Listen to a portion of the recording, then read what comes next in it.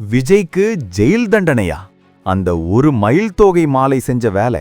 வேலூர்ல நடந்த தவக கூட்டத்துல நடந்த ஒரு சின்ன விஷயம் இப்போ விஜய்க்கு பெரிய சட்ட சிக்கலா மாறி இருக்கு.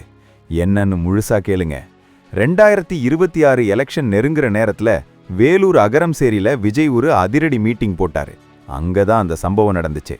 விஜய்க்கு அன்பளிப்பா ஒரு மயில் தோகை மாலை போடப்பட்டது. ஆனா அது சாதாரண மாலை இல்ல, அது ஒரு சட்ட ரீதியான ஆப்புன்னு யாருமே எதிர்பார்க்கல. 1972 வனவிலங்கு பாதுகாப்பு சட்டப்படி மயில் தோகையை வீட்ல வச்சுக்கலாம். ஆனா அதை வச்சு மாலை செஞ்சு விற்கிறதோ இல்ல பயன்படுத்துறதோ கிரிமினல் குற்றம். நம்ம வேலூர்ல நடந்த இந்த விஷயம் இப்போ தமிழ்நாடு முழுக்க விவாதமாகிடுச்சு. வனத்துறை இப்போ விஜய் மேல ஆக்ஷன் எடுக்க முகாந்திரம் இருக்கிறதா சொல்றாங்க. விஜய் என்ன சொன்னார் தெரியுமா? ஊழலுக்கு எதிரான போர் இதுன்னு ஸ்டாலின் சாருக்கே நேரடியா சவால் விட்டிருக்காரு.